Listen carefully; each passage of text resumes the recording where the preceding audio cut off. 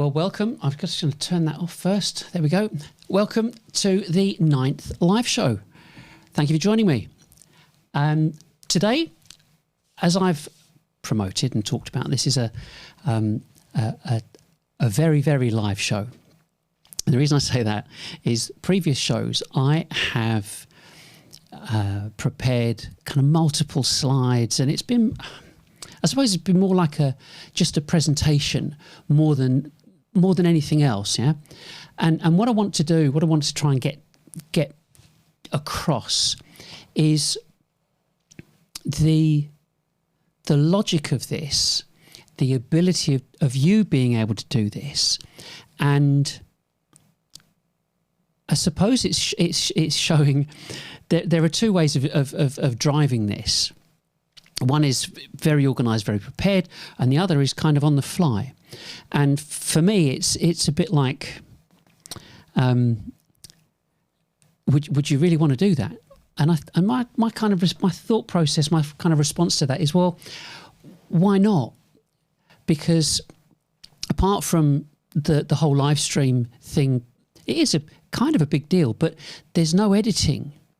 You know, I could knock out videos. Anybody can get videos organised.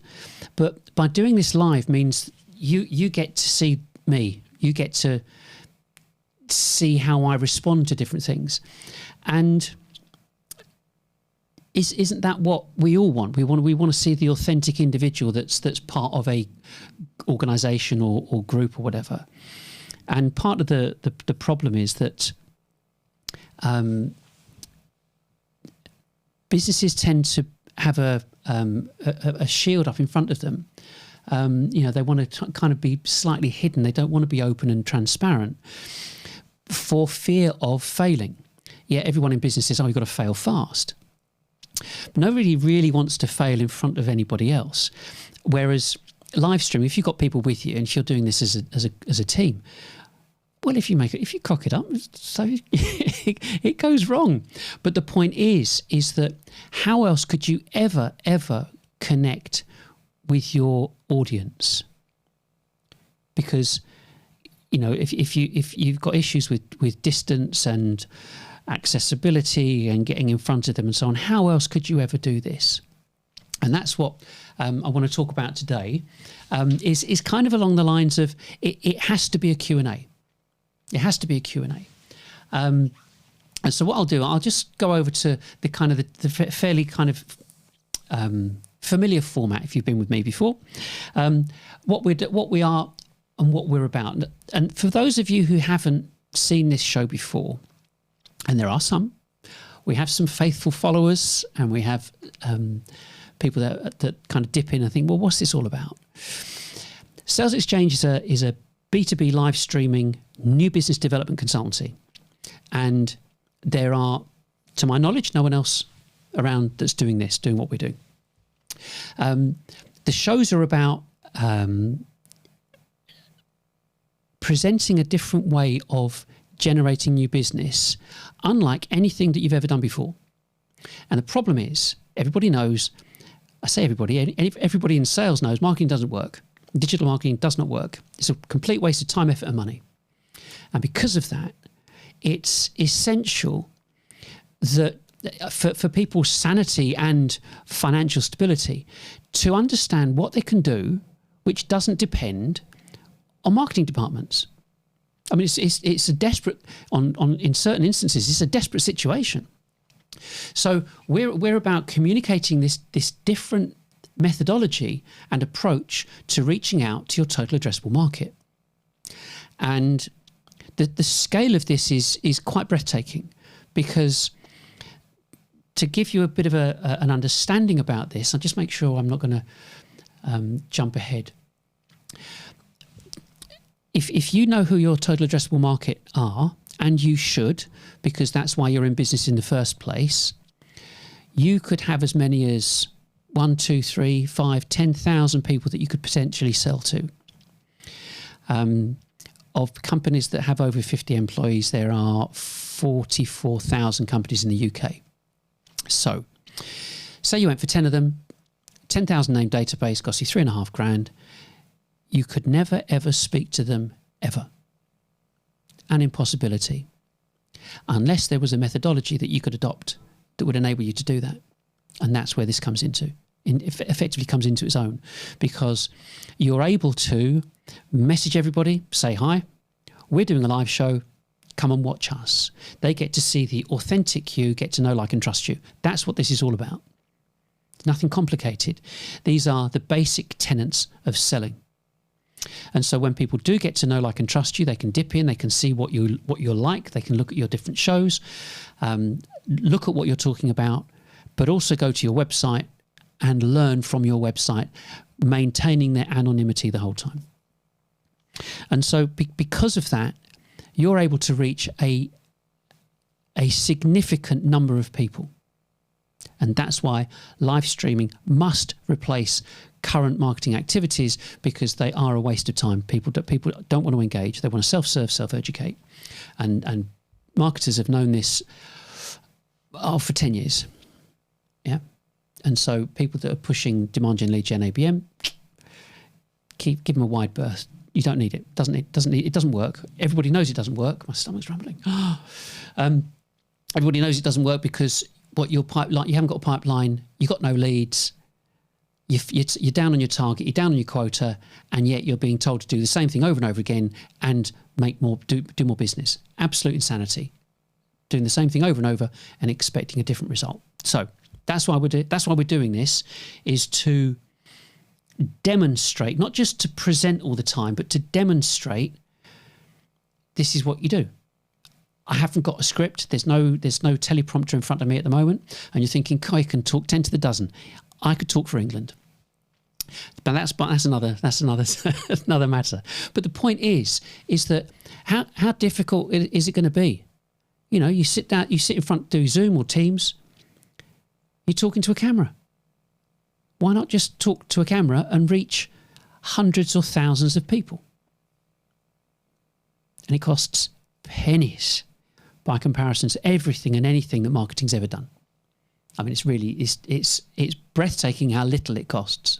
Anyway, why should you change your strategy? Well, you should change your strategy if the existing one doesn't work, whatever that existing one is. And if you're not getting the business, not doing the business, you need to change. You need to look at something else. Doesn't matter what you do, who you are, you need to evaluate something else, because you can't keep doing the same thing over and over again. We broadcast from the middle of England, give or take, which is Stone in Staffordshire. And can you do the same? Well, you decide. That's what this is all about. You decide. So let's go on to the next one, which is the shows that we've done so far, the 8 that we've done to date. I'm not going to read through every single one of them, but we've covered lots of different areas, lots of different subjects. And like I said, they tend to be kind of more presentation related. But the point is that it explains the absolute 100% unequivocal relevance to every single department that exists in an organisation. And I think the most important thing is that it's what your prospects want. So in a way, it doesn't really matter what you want. It's what your prospects want. So here we are. Increasing revenue, live Q&A and an update. Well, I've mentioned here about an update. I'll just give you an update on what we're doing and what's happening over the next few weeks and so on. But also asking anonymous questions. Why would we do that? Well, if your prospects want to remain anonymous, self-serve and self-educate, why would anybody want to put their name out there? Think about it. Oh, look, they're looking at doing something different. Let's all contact them. I've had it myself. You go and join a live show, and everybody sees that you're at the live show. Oh, we were on the same live show together. Can I come and sell you something? No, you can't. So any opportunity people see, they just think it's well, let's go for it. So anonymity is critical for business development. it goes against the grain, but it's what every single CEO or business development, not business, CEO or managing director or decision maker wants to be. They want to be anonymous. They don't want you salespeople chasing them down. They will make a decision to do something if they can prove an ROI. That's it. So stay anonymous until you're ready to get in touch. But if you're doing this, excuse me, itchy nose. That's why it's live, because otherwise if it was a video I'd cut it out. If you're doing this, they get to know you. What would you do in an appointment? And that's the point. If you can deliver exactly how you would behave on an appointment, you've achieved it. And if you do something that, I'll come on to my numbers in a minute, you do something that people get to see on a regular basis, you can't touch this. You know that your BDRs can only get in touch with, can only ring 300 people a week and get in touch with and find one person that might be interested. So you're talking hundreds, thousands of people engaging with this. So it's scary good, yeah? So on to the next one, our live show, our Q&A. We've got you can contact me obviously on LinkedIn. You can, if you're watching this on LinkedIn at the moment, there's the comments, so you can put messages in the comments. That makes you visible.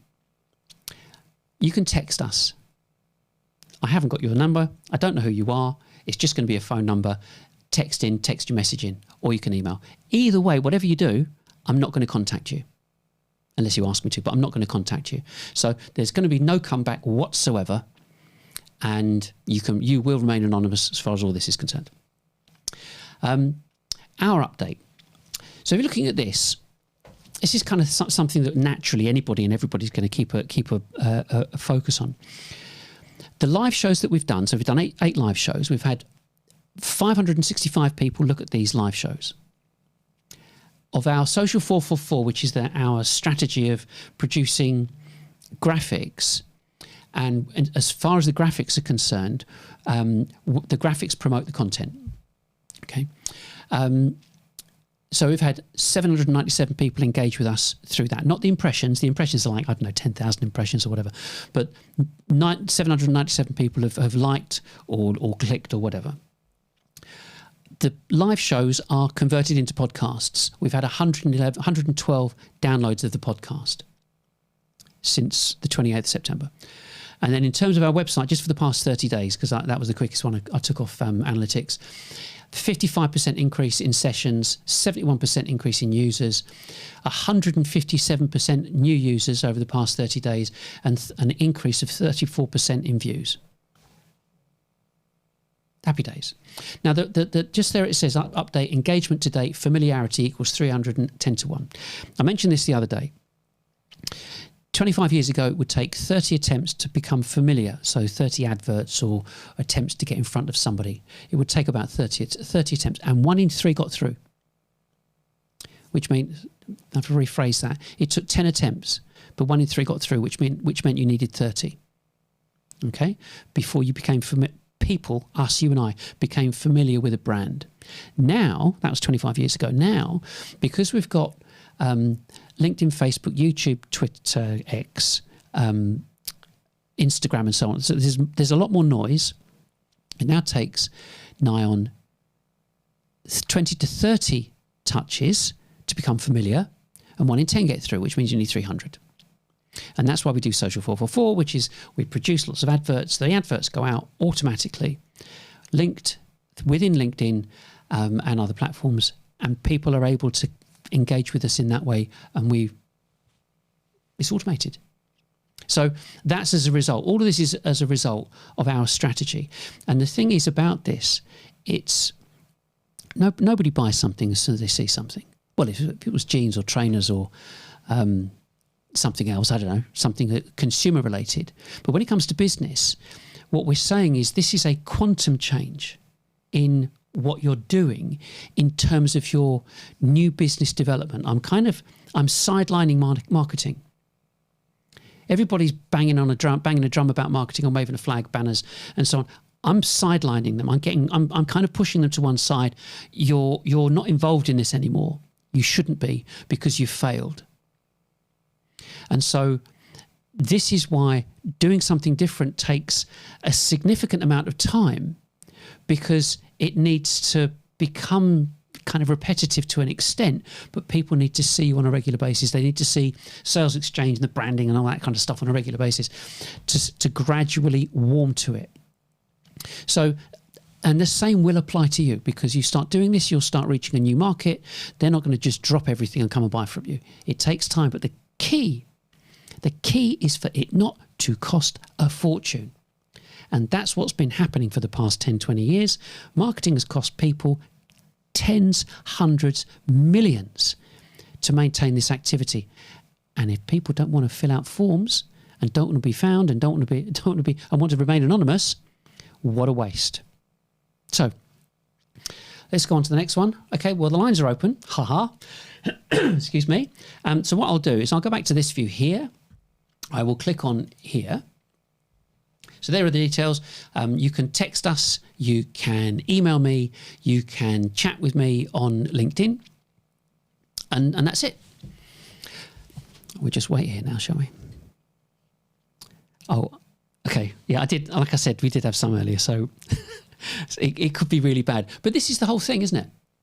I mentioned on one of the posts that doing this, it's warts and all. Yeah, if it goes well, great. If it tanks, crashes and burns, so it crashes and burns. So what? We'll do another one next week. But the point is that it's authentic, isn't it? Yeah. And people will either, you continue listening to someone, or you don't listen to someone. You think, well, that person is so boring, or actually that was kind of a bit upbeat. That was I could look at that. So let's just crack on with this first few that we got through. What are the biggest challenges a company will face by moving to live stream? Biggest challenges. I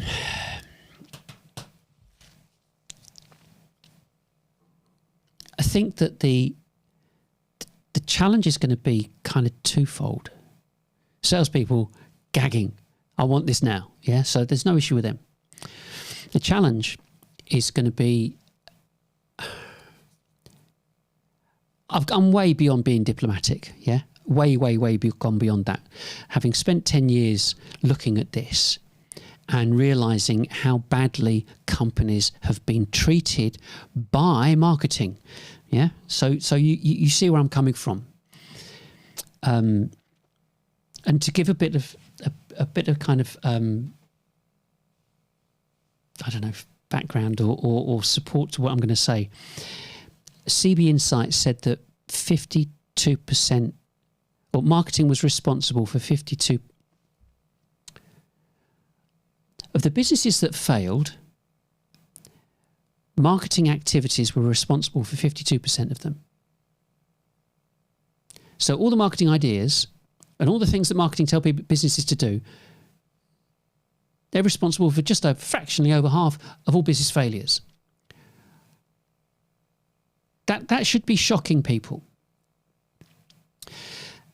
And the trouble is that how on earth does anybody change from that or shift away from that? You're looking at challenges. What are you going to face?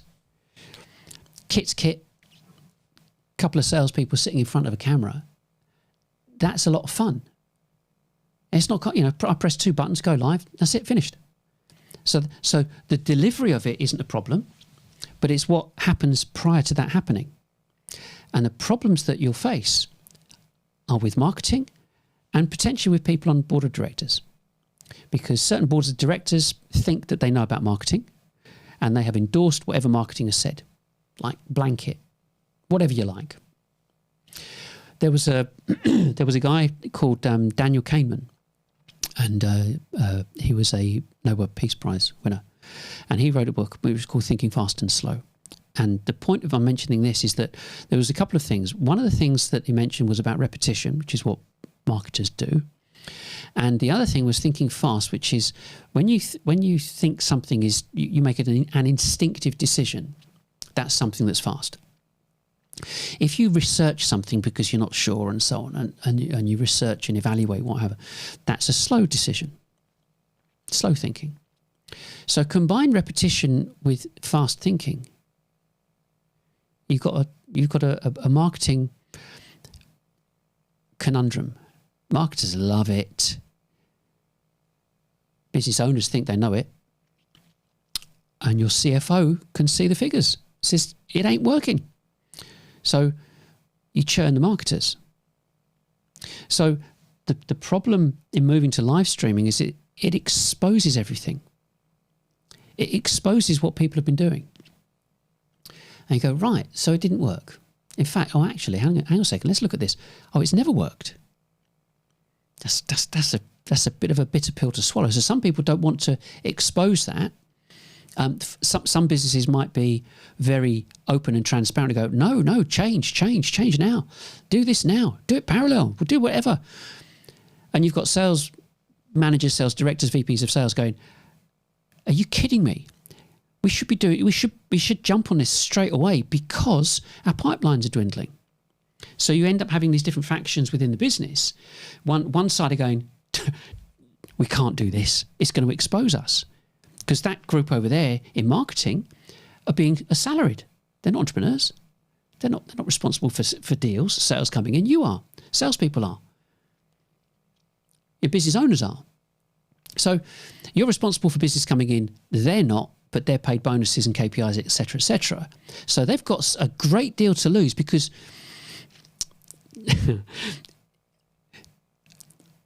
how diplomatic can I be?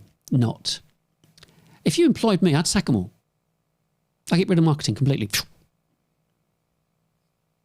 And people are thinking, you've got to be kidding me. Yeah, but you've got to know it inside out to be able to say get rid of them. If you don't know it inside out, you'd be frightened to do anything like that. But that fear comes in. False expectations appearing real. It ain't real. They're no good. They've not contributed or delivered. So the problems, challenges a company face is going to be based upon, I'm not going to say ego, but fear. Fear of being exposed. That's a big deal. That's a big thing for companies. Whereas, when people talk about failing fast. So something in that respect to kind of consider. The technical side and everything else, no, not an issue at all. The next one we've got here is how important is the content part of it? I've not been particularly specific about that, but I mean, in terms of there's different types of content. You've got the you've got the kind of the live content, and then you've got your website content, your static content. And when you're looking at that, it has to work hand in glove, yeah. Because the point being is that what you're after is engagement and stickiness. You want people to keep coming back to you. They will not come back to you if you've got 4 or 5 paragraph blogs. That's irrelevant. I mean, I saw something yesterday actually, or was it this morning? Could it or last night? I can't remember. About has Google kind of done away with blogs because of their algorithms and changes and so on, and the really useful content update and all that kind of stuff. And the reality is that businesses shouldn't be doing blogs anyway, because you sell product to businesses that need to establish an ROI. So you're not doing blogs. You're producing articles that should be educational and informative. So if that's the case, then what you need to do is understand that you have to get your content structured in such a way that you're happy, really very happy for people to read it and engage with it. And if you think that, Google even say that your content should be between 2,000 and 6,000 words long. So if you use those lenses to look at what your content is right now, you'll see that the impact your content is already having, because you don't need loads of it. You sell X product. For argument's sake, you could say, so you need, with all the different things that you do, all the specialist areas that you're involved in, 10, 15, 20 documents. That's it. You don't do anything else. How often is your product actually updated? Not very often. And so with that content that you have, you are able to then use this social 444 thing and produce adverts to promote the content again and again and again. So the way that your content works. Okay, I've got another message here. I will have a look at that in a second. And the point is that if you are producing sufficient content, you're on a winner. If you have, say for example, you had 10 documents, 10 really good documents, like engaging. They've got an index list at the front. They've got bullet lists, number lists, graphics, infographics, links to videos, everything. Great call to action at the bottom if they need to. But it's a really useful, informative document. So that's a great document. Talk about it in a live show. I'm going to talk about show flow next week. I'll come on to that in a minute. But in terms of content, it is absolutely endless what you can do in terms of your show. But the important thing is that you must absolutely understand the content and who is writing the content. I mean, I can't tell you. It's, for me, I just kind of see it's gone messy. Salespeople should be writing the content because they sell it. They know the questions they get asked. They know how people like to have things communicated to them. They should write the content. The salespeople thinking, I don't want to write content. Well, tough. Well, you can either do that or sit in front of the camera and become hosts. Yeah. But that's what this is about. It's about, in terms of content, what should it be like? What can you produce? What's the best thing to produce? And I kind of think that the more varied, the better. We'll come on to that later, but the more varied, the better. And there's stacks of it that you can talk about, like doing this. But if you're not talking about live streaming content, you're looking at other content. We did a live show about it, just about different types of content and how to structure it. Okay, let's have a look at this this message here.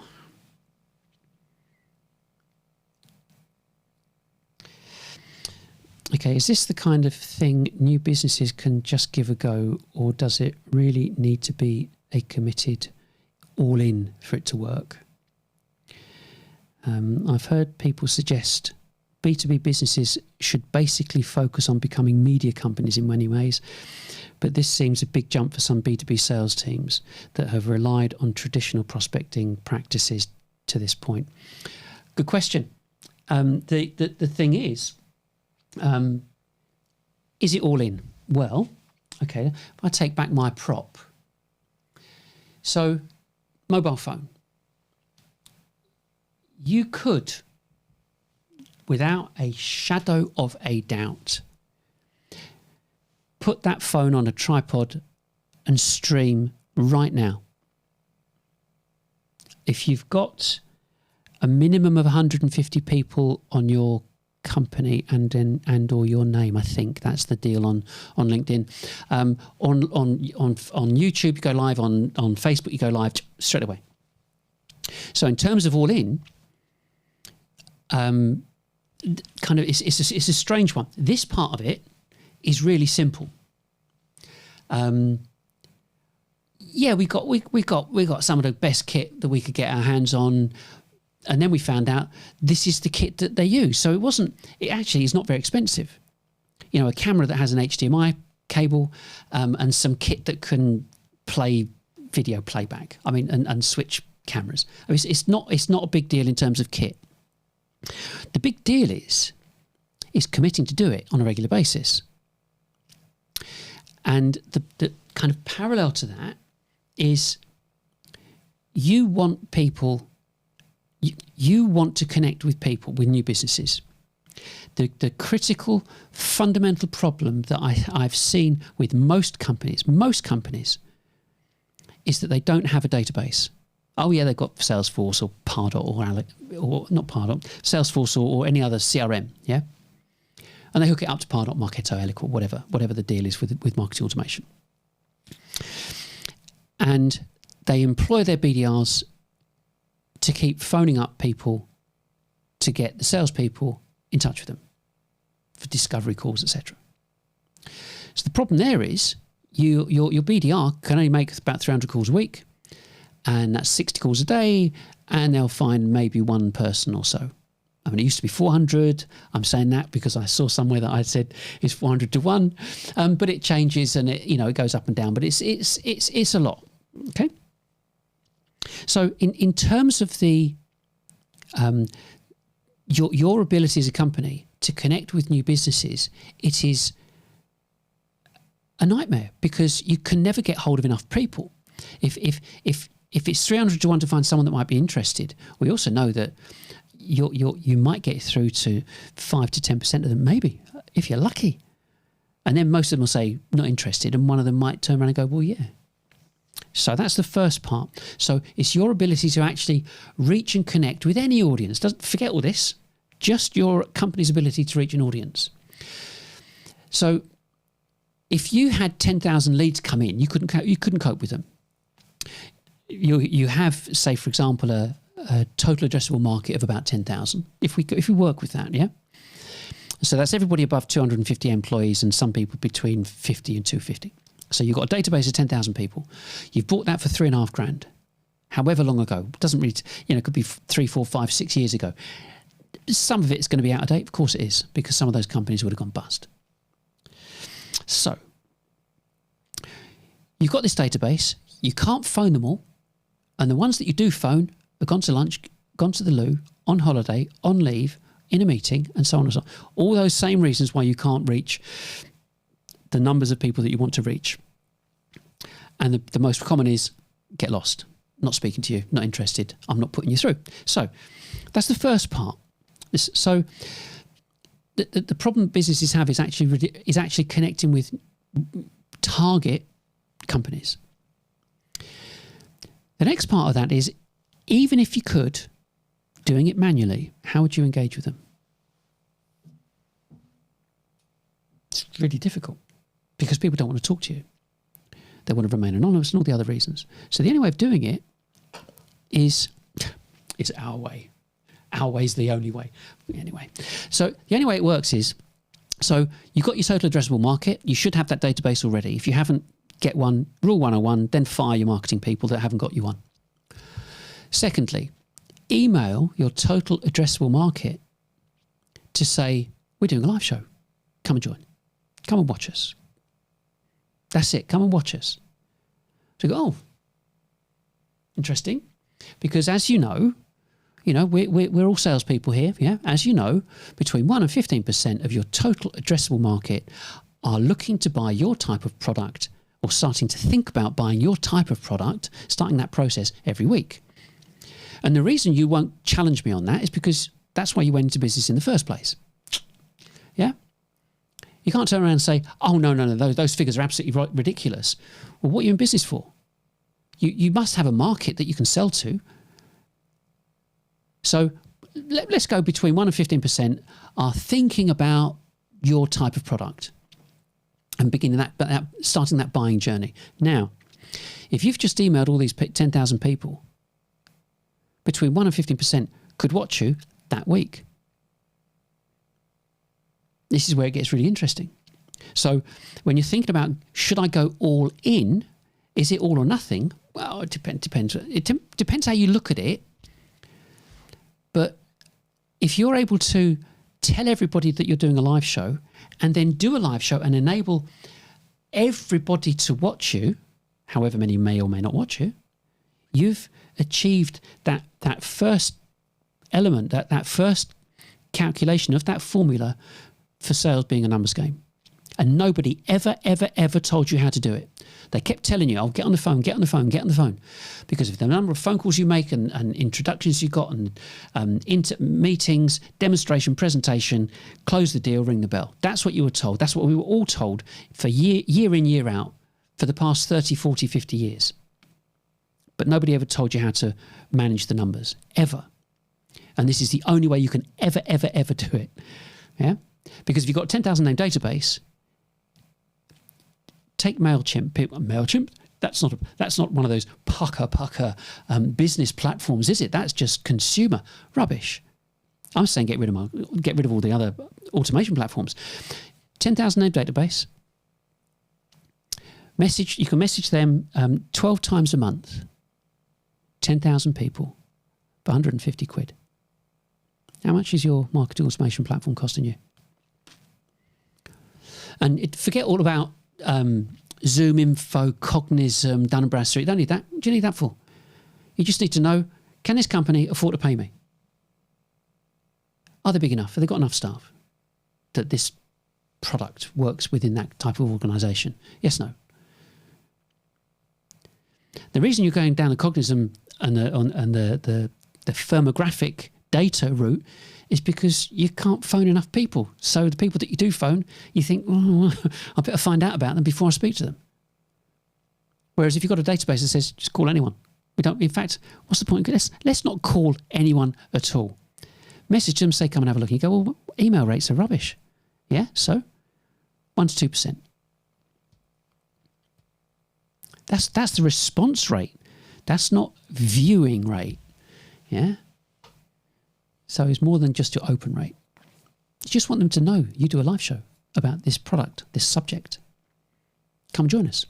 Then park that, upload the same database to LinkedIn and put banners on LinkedIn to appear in the same news feeds as all the people you just emailed.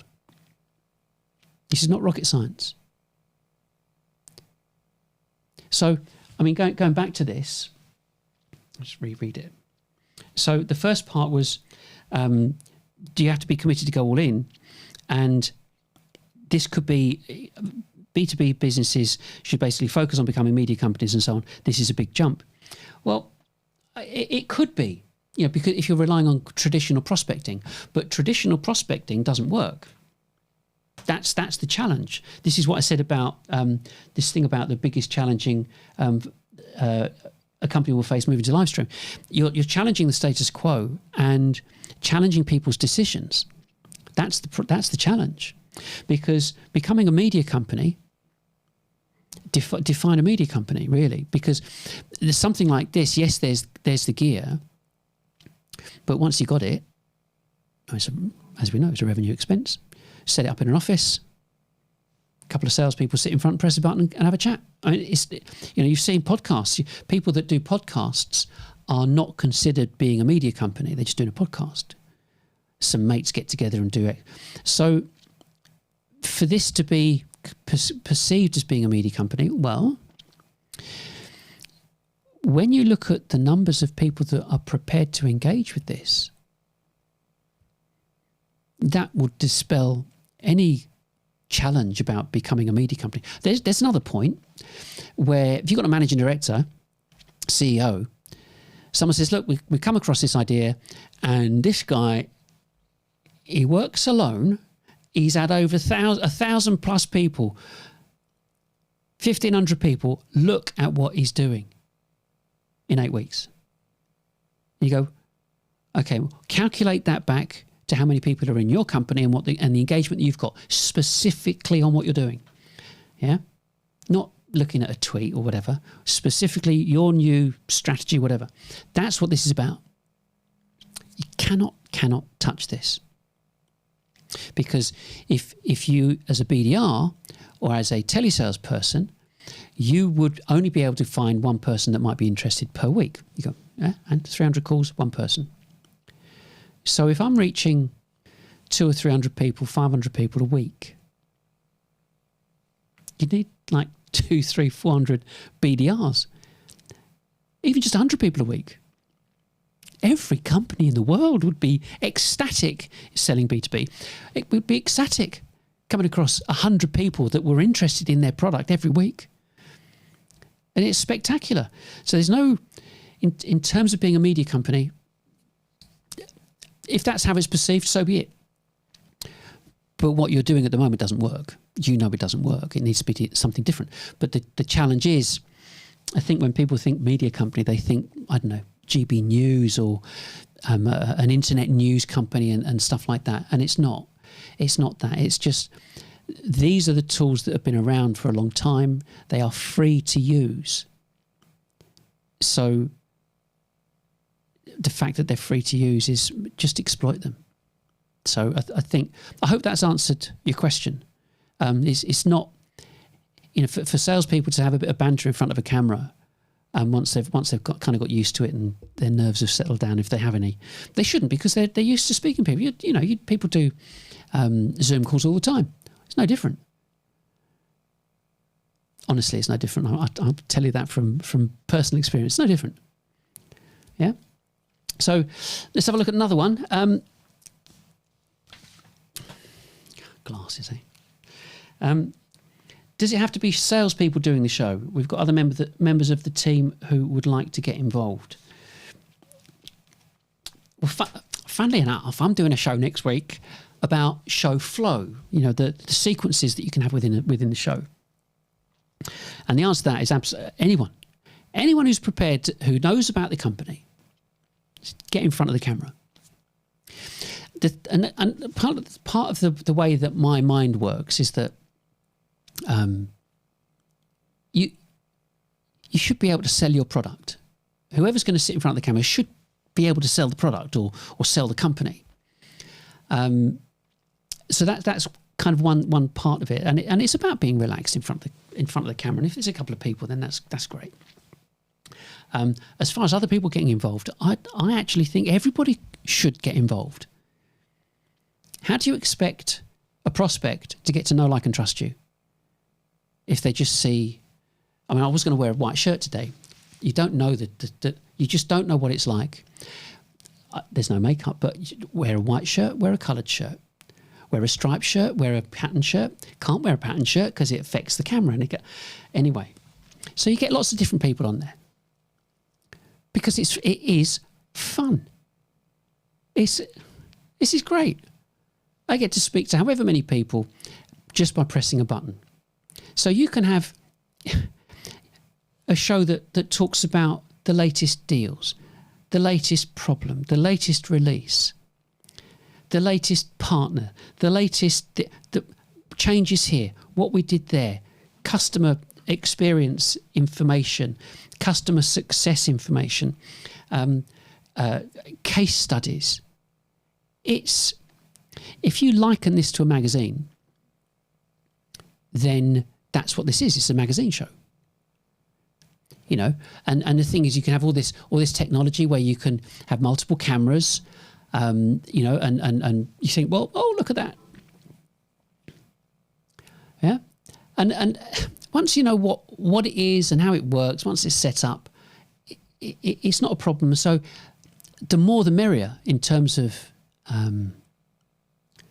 people getting involved, because it's completely communicating your company, and that's what you want. You want people to get to know, like, and trust you.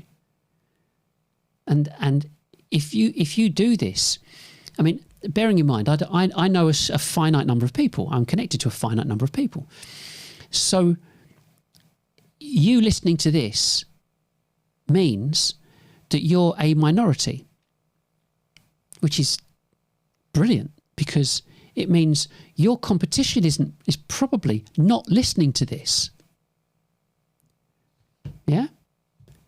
So if your competition are not listening to it, go and blow them out the water. Yeah? Just think about it. We were talking pennies for this to be implemented. Yeah, you've got to set it up. Of course you've got to set it up. I've got another one here. Hang on a second. It says, I like your thinking, and you make it sound simple, but it's still feeling overwhelming where to start. What would be needed for you to come into our company and set it up for us? And do you provide training within the team to help adoption? Yes, yes, and yes. Next question. No. Yes, we do. And the point of this, I love these questions. The point of this is my nature is to, if I wanted to go and do something, I'll learn how to do it, and I'll pull it apart. It doesn't matter what it is, I'll pull it apart. And you can probably gather from what I'm saying when it comes to marketing, I'm saying, well, just get rid of them. You don't need them. And all the marketers listening to me going, what's he saying? But it's kind of true. And I'll qualify it. The strategies that are being used within businesses are consumer strategies created by the MarTech organisations to sell their software. B2B's adopted the software. Caveat emptor. It wasn't designed for you. And when it didn't work, those very clever people in marketing these software companies came up with things like, oh, let's call it ABM. So when you turn and go, no, this marketing automation stuff doesn't work. You go, oh, and what are you doing? Well, we're just putting the stuff out there. It's just not working. Ah, well, you are using ABM, aren't you? AB what? Oh, you're not using ABM. Oh, silly you. No, what ABM is account-based marketing. What you have to do is communicate to every single decision maker in the whole company. It now stands at about 17, 18, I don't know. Yeah? Okay, well, we'll message all of them then. You go back again and go, still not working. Well, what are you doing? Well, we write this content and send it out to everyone. Oh, silly. You're supposed to write individual pieces of content for every single person in each department. That means you've got to be writing 18 pieces of content for it to work. Really? Oh, yes. Meanwhile, pay for this add-on, this ABM add-on. Can you hear that sarcasm? So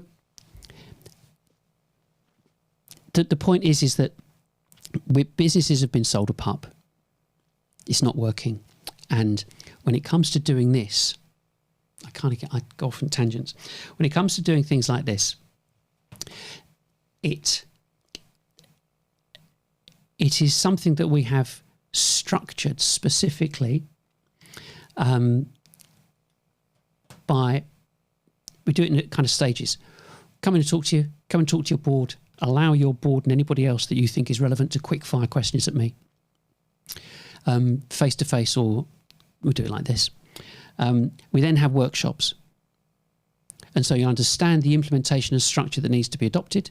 And we provide workshops. We can do everything 100% for you, or we can coach or will coach and train your team to be completely self-sufficient. It can seem overwhelming. I suppose I'm comfortable with cameras. I'm comfortable with this type of technology. But you've probably got people that work for you that like doing videos. Find out. If not, that there are thousands of people that would want to do this inside of B2B. Because otherwise they've just got the film and television industry to go and try and work in. Whereas this gives them so many opportunities. Staggering. So we would set everything up right from the outset. We would do everything for you 100%, and gradually you can switch and move over. But it is a process, because you've got to look at your content, you've got to get your emails together, start saying it's coming, and then start presenting it. And let's face it, we would sit with your guys doing it. We'd either sit in on the call, on the live stream. We would get them to do test calls and test streams and practice streams in the first place, and they can see themselves, and it's all recorded before they even go live. And like I said, start off and go, oh, we're live. And the very, very first time you're getting really hot and really warm, and you're thinking, I don't want to mess up. And you go, wait a second. If you want it to be that perfect, do a video. And there's another part to this as well. I know it seems this thing about it being overwhelming. You can record a stream like this, okay? shoot a stream, record it, but then broadcast it at a later date, or restream it at a later date as often as you want.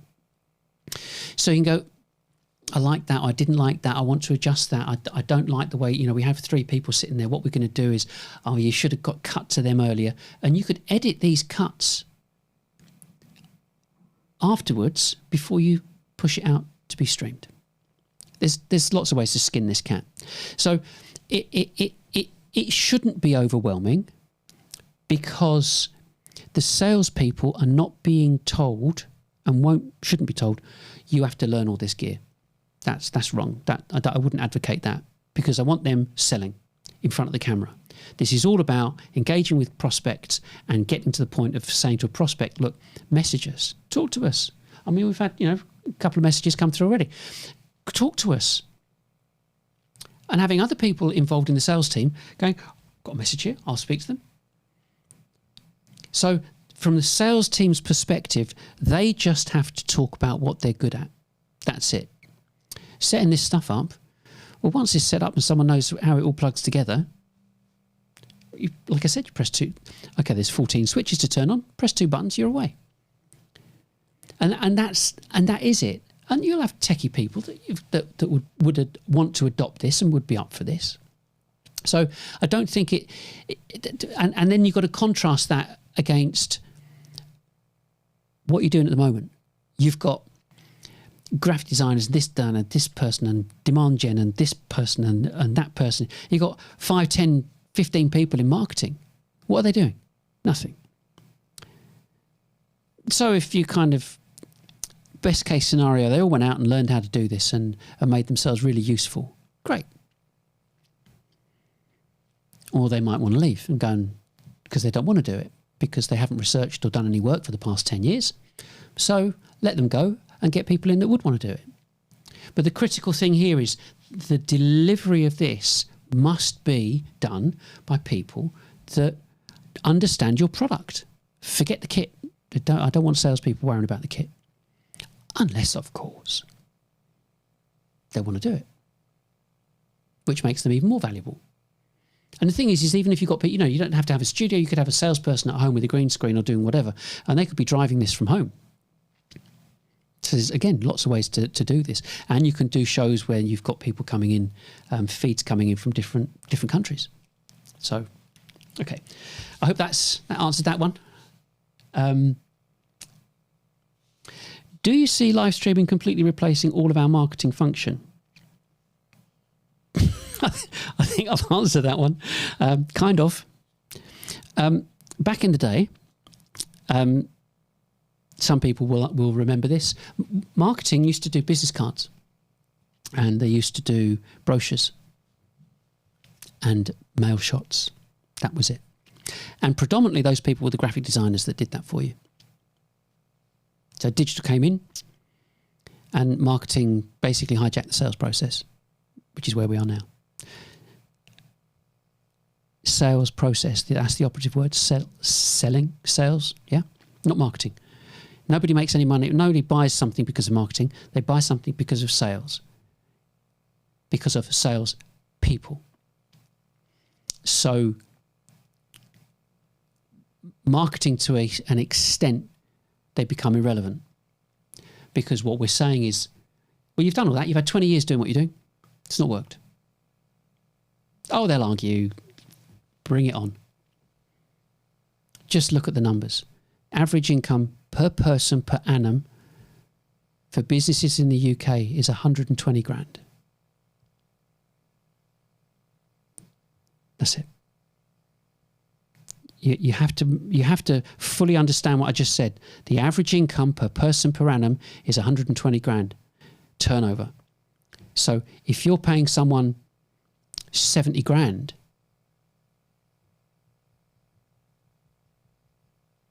if you were paying, well, make it easier. If you're paying everybody 40 grand and you've got a 30% margin, so you're making 30 but paying them 40, you're out of business. Oh, let's go and get investment. So what? Companies that get invested in, same thing happens. 40% go bust, period. 75 don't achieve their own targets that they set. 95% don't make their investors any money. Your average run-of-the-mill businesses, 20% go bust in the first year, 30% in the second, 50% in the third, and by year 10, 91% of businesses have gone bust. Why is that? Because marketing does not work. Am I laying it all at marketing's feet? Yeah. Salespeople are told to follow the marketing. Can't blame the salespeople if they've been told to follow the marketing. Marketing are saying, oh, look, we're on target. We're doing our KPIs. We're getting our bonuses. Look at you lot over there selling. You're useless. Really. You want someone out. But at the end of the day, it's about the business. No sales, no business. So it would replace the marketing function, because it is quite simplistic, because what you're able to say on a live show is infinitely more than you could do in any piece of graphic or whatever. And your other content is there to support the education of your prospects. Another one here is how quickly could we get this up and running? It kind of depends on your content, because you need to have your content ready. You need to get your adverts ready. These are just graphic adverts. They're nothing special. I say nothing special, but you can use Midjourney or DALL-E or any of the AI stuff. But you're producing just simple graphic ads with links to your content. So your content needs to be right. Your graphics need to be right. And while it's in my head at the minute, and it means you don't have to do the pay-per-click, because you're not worried about SEO. Because SEO is only valid if Google chooses to index your content. If it doesn't choose to index your content, your efforts are a waste of time. Therefore, you write your content, produce your content, advertise your own content, happy days. Okay? So how long would it take? Depends on your type of company, the type of a number of products that you have. However, a few months, I would say, is best thing, because you can do this in parallel. I wouldn't suggest straight off, nobody would do it anyway, but you wouldn't just go all in and stop everything and start this again, because there will be things that are already in place. So it wouldn't take that long. And the thing is to sit down with the salespeople and craft your shows, your future shows, exactly as I've done here. We've got different subjects for different weeks. So it wouldn't take long. Give yourself a few months. And the thing about it is that when you start a business, what tends to happen is people go all in, and they get investment. They want to go all in. Well, here we are. We've got the money. Let's go and do it. And then try and sell. And the problem is that they don't know the frequency of people buying. Then they go bust. So doing it the other way around is say, okay, well, how long is it going to take before we actually get any businesses? Well, I don't know. Depends on your prospects. Depends on how you've warmed them up. Depends on your content and so on. But the fact remains, if you're reaching your total addressable market every single week, and you're engaging a percentage, and you're bearing in mind 300 touches, 20 to 30 before you become familiar. The same as sales, you could ring someone up or come across somebody and they go, do you know what? We were looking at you right now. And it happens really quickly. We've all been there. We've all had deals that are coming really quickly. But the bottom line is that if you can captivate your audience and capture your total addressable market, it means your competition aren't. So if you're all over your target market like a rash, and your competition are not doing this, you've got more exposure than they have. It's a numbers game. Yeah. So we've been on for an hour. I noticed that. In the long term, could we do this on our own? What would your involvement be? I've kind of just covered that, because yes, you can do it on your own. Yes, we'd set you up so that you could do it on your own, and then we're there for support. You've got a problem? I mean, the beauty of it these days is that if you've got a problem, you say, well, show me. So just point your camera at the screen or where things are plugged in and so on. So support can be so easy. But the point is that you have to put yourself in the shoes of your prospect. That's it. Oh, by the way, you're the prospect. It's how you react and respond to people trying to sell to you. Yeah? So it's not a complicated thing to look at. You go, well, I wouldn't want to do that. I wouldn't engage with that or whatever. Fine, don't do it. So the important thing is that you be the prospect. And if you don't know what they really want, it's not a song. Get your salespeople to ask your prospects when they are going out, what would you like to see? What would you like to have seen? Even existing customers. Research them, find out, and then go and do it. But the point is that ongoing costs for this, you've got one off for the kit, one off for the database. You've got negligible, like 150, 200 quid for a bit of SaaS for streaming and for email. The only thing left is some costs to put some banner adverts out to get people to follow you or to look at the people that you're emailing the people, and you're putting banner ads on their news feeds. So your marketing budget has just been completely demolished. Of course, it sounds too good to be true. But I didn't get where I am today. But I've been doing this. I mean, I've been selling since 1984. So I've been there. I've got the T-shirts. Yeah, I've walked the streets in. That doesn't sound right. I cold called in the rain, sleet, and snow in the West End. Cold called. Done all of it. The most people I employed was 40 people. Didn't like it. Don't like employing lots of people, managing lots of people. It's just yeah. So this has come out of a quest.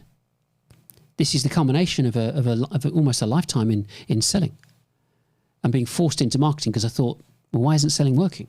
So I did it. You don't have to. This is it. This is the solution. This is the solution everybody wants. I mean, I would put up the Rogers technology curve, the innovators, early adopters, early and late majority and so on. But that's where we're at. I mean, this is like the Wild West now. This is like the gold rush. So you made a big deal about anonymity. Well, yeah, I know that, and it's when you understand, marketing people go, "Oh, you're making this big deal about anonymity." Go and ask a managing director. Ask your boss what he thinks. Not your marketing boss, your CEO. Does he speak to anybody? Does he allow any calls through? Will he respond to emails? Will he respond to phone calls? And the answer is no, no, no, no, no. That's why he employs all these other people. Keep people like you, salespeople, away from them. They've got bigger and better and more important things to do than speak to salespeople who want to come and tell him how to run his company or her company. So anonymity is paramount. And that's why if you can demonstrate, we're not going to call you. Don't need to. I mean, when you start looking at numbers and ratios of people, you might need less. You most definitely will need less people. So not only have you decimated your marketing budget, you're going to reduce the numbers of people that you're employing in the first place, but reaching infinitely more people anyway. And there's a final one here. I work in marketing, but I'm not the boss. But you're critical of marketing. So where does it leave us?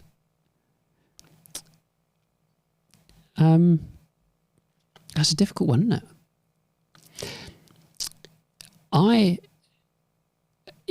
In my business career, I have read a great deal, and I recognised that there was a problem. There was a problem with my sales team, and not that I had a problem selling. I've sold millions of pounds worth of gear to all over the place, all over the UK.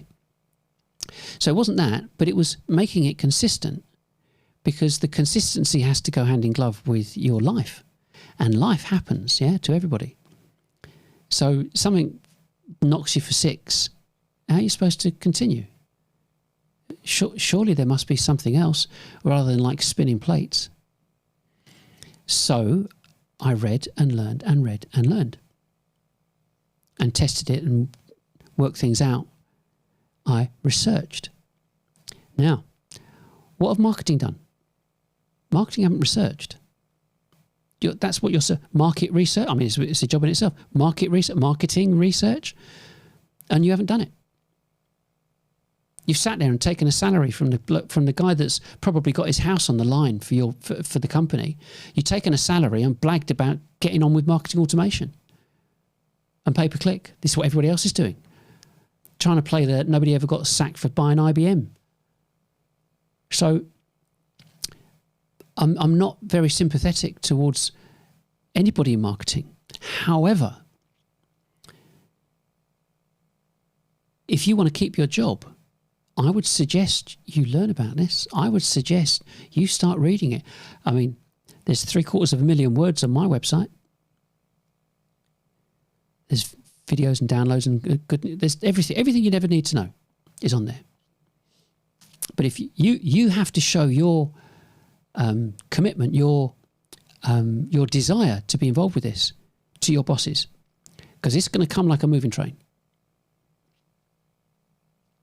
It really is, because nobody wants to spend stupid money when there's a better, more efficient, more engaging, and more accurate and profitable and massively profitable alternative. So it's up to you if you want to be an early adopter. You know, I'm the innovator. Are you going to be the early adopter? And if you're in marketing, you've got to bang a drum for this, because if you don't, I believe you will be looked at as being someone that's not pro the company. But that's my thought. I have one last one. We've just gone past 12. Here we go. We've got, if you're suggesting salespeople should reduce their cold calling and personal email prospecting, are you suggesting they spend more time managing their pipeline? If so, we would effectively need less salespeople too. I know your view on the marketing headcount. In terms of that, about spend more time managing their pipeline, well, the trouble is with a lot of companies, they haven't got pipeline. The pipeline is like diminished and got smaller and smaller and smaller. And so you end up becoming a pain in the backside trying to manage your pipeline, because you're trying to, are you going to buy? Are you going to buy? Are you going to buy? So if you kind of turn it around a bit, if you, say for example, your company says, we're absolutely up for this, we want to do this. You go, right, okay. If you've got two people hosting a show, who's the salesperson? The people that are hosting the show, or the individual that answers a text call? And that person says, I love your show. Can I do blah, blah, blah? And you go, yes, you can. Well, can we arrange something? I'd like to do X, Y, and Z. And you go, yes, we can do a Zoom type call, do a demonstration presentation, so on. So that person that received that text message or chat message, following day jumps on a Zoom call, does a presentation demonstration, gets the deal. Who gets paid for it? That's the conundrum. Personally, I think it should go into the centre, personally. But there has to be decisions made. It could be that you want to, the people that become the hosts don't do target anymore. They don't need to. You have to look at the levels of income. But I think that in terms of who should do what, when you've got salespeople that can put shows together, salespeople that can talk with their customers, go out to their customers, shoot an interview with their customers, bring them into the office, to your studio, shoot a show with your customers and prospects, if the prospect will come in. There are so many different things that are needed where you have salespeople's involvement, which is essential. You don't want someone from marketing on your stand at an exhibition, for example. You want someone that can sell. You want salespeople there. So that being the case, if your salespeople are gregarious, outgoing, engaging, and so on, you want them in front of the camera. But you also want the salespeople to put together shows, to be involved with the shows. So you've got people that can do research, people that can go and interview because they are salespeople. You don't want someone that, a salesperson goes to interview a prospect or not a prospect, an existing customer or someone, and there's a buying signal. You go, I don't do that anymore. I'm going to go and I'll get someone to sell it to them. Take the order. The point of this is it's about the pre-sale engagement. That's what this is about. There could be salespeople that are great, would be absolutely brilliant in front of the camera. They're crap in front of the customer. Yeah. But they're great. They're gregarious. They know the product. They've got it nailed. They're affable and so on. You decide. It's your company. You decide, should they be sitting in front of the camera or do you want them out in front of the camera? There's this balance. But the deal is, if there are people that can't sell, they'll leave. If they don't want to do it, they'll leave. There could be a dramatic reduction in the numbers of people that are required, but a massive flip in productivity and sales because you bring this around so people can do this online and not need someone to go face to face. What would change for the future? I don't know. You could, your salespeople are the people that should be writing the content. If they're writing the content, historically, you should be out selling, but you can't get out. So they don't want to see you. Prospects don't want to see you. So it depends. If you're able to lose a marketing department or most of the people in the marketing department, what are the people in sales going to do? Well, they're not going to necessarily become superfluous because there is content to be written, podcasts to be recorded, live shows to be recorded, engagement with video potentially going to record customer stories, written content, graphs and diagrams, things that need to be brought together. So it's and the reason that this is critical, some people will lose their jobs. Yeah, that's unfortunate. That's what happens in business. Because it's a realignment of what's needed. If you think that the business in the first place is overpopulated, it's got too many people working for it in the first place because of the blags and crap that came out from marketing saying we need to do all of this, that and the other and take all these people on, and look, it doesn't work. So people end up getting fired on especially BDRs, get fired or get let go on a regular basis because they're thinking it must be the BDR that's got the problem. You go, no. It's not the BDR with the problem. It's the actual infrastructure that the business has to try and sell its products. It doesn't work. And marketers are swanning around, Peter Kay, swanning around, making out that they're the be-all and end-all. I mean, I've heard the most incendiary comment I heard was from a CMO from a very big MarTech company, begins with D, saying, we are calling the shots.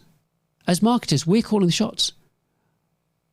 We're controlling the narrative. It's down to us. We're the ones that can do it. And if you're getting a hard time regarding your marketing budget, you let me know. I'll come in and help you defend it. So there's going to be not just natural wastage. There's going to be a pairing, a culling almost, of businesses going, wait a second. We're reaching more people doing this. What do we need all them for? Exactly, so get rid of them. When it comes to sales, it's an important measurement of who's doing what and why and how. And if you go, well, I've got my target. I want to earn what I was earning before. Well, let me let you into a little secret. Those days are gone. They're finished. You might want to be paid on target on what you are doing as an individual. But we've just proven and spent an hour and a half, whatever, saying it doesn't work because nobody wants to talk to you. So the mechanism that you had before that accompanied what you're doing with your target, that used to be cold calling. You used to do it. You used to do the cold calling, go and find the prospects, go and meet them, go and see them, go and do the demonstration, presentation, close. You did all of it and rang the bell. Now you don't. You don't do anything in the first instance because you've got BDRs and telesales people doing it and you're being told to wait there for the leads. So how can you be paid in the same way? So if there's an adjustment and a restructuring in how people, the way this process is applied, well, it could be, how about getting, like in banking? Banking, at the end of the year, bankers get massive bonuses. Why can't that happen in sales? I think I'll leave that with you. But these are my thoughts. These are my thoughts. Now, what I'm going to do, I'm going to come into land now. I'm going to take that off there. I'm going to put that back up. I'm going to go over to this next one. What do I think your next step should be, having listened to me answer these questions and so on? Well, talk to your colleagues, have a chat, look at our website. But you have to think about it. There's no like call to action here. Close and contact me and so on. No, you've got to think about this. Your current methodology doesn't work. So you have to do something different. I've got a solution nobody else has. And that's spectacular. Yeah? Nobody else has got the same solution. I love it. I love it. You can go solo, or you can engage us and make it happen quickly. All the information that you need is on our website, or you can contact me and I'll come in and do my thing and make it happen quickly. And like I said, you can do it in parallel, or you can go all in. But most people would do it parallel anyway. Think about your content. Think about what you've got. It's really important to enable or to allow your prospects to remain anonymous. That's the critical thing. And once they know that, then they will be more prepared to engage with you. And like it says there, don't keep throwing good money after bad. Yeah, put a moratorium on any marketing spend. I'm sure every CFO would welcome that. And that's it. Next week's show flow time. How to put a show together. Whether you've got adverts or different segments, how you move from segment to segment, all that kind of stuff, and the different kind of technologies that we use, that you've seen us use, and that's it. I mean, I think that I think the most important thing for you to know is that once you see this and understand this is not complicated to use. You kind of need a sit down in a quiet room to realise the enormity of this compared to everything that you've ever done over the past 20 years. Nothing touches it. It's scary good. So that's it. That's it from me. I have to look away before I... No, I don't. I think I've got it on here. I have a button on here, which I press. So this is what I'm saying. Anybody could do this. I've got a button for camera 1, a button for camera 2. I've got a lower third, which is my name, and that comes up, and that stays on there for a little while. This is all like macro buttons, and then it will sweep off to the right or left, and then that's it. That's all you need to do. I'm sure anybody can do that. And I'm just looking for the right button to press so I don't press it again. Bye for now. See you next week. Join me then.